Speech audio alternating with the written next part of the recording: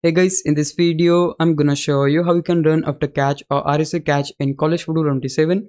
If you're not familiar with it, RAC stands for run after catch. This is useful when you want your receiver to catch the ball while already moving upfield. Instead of stopping to secure the catch first, you can actually see this in the controls menu. For a RAC catch, all you need to do is press the square button on PlayStation or X on Xbox as the ball is coming to your receiver. When you use RSA catch, your player will try to keep running through the catch animation and continue upfield as quickly as possible. This works best when there is plenty of space between your receiver and the nearest defender.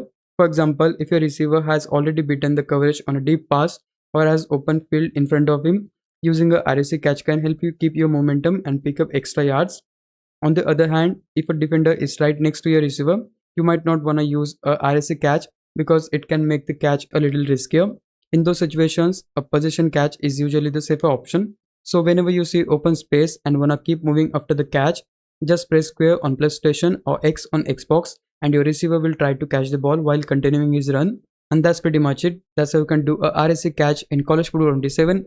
Hope this video helped you out. If it did, please leave a like and subscribe my channel. Thanks for watching.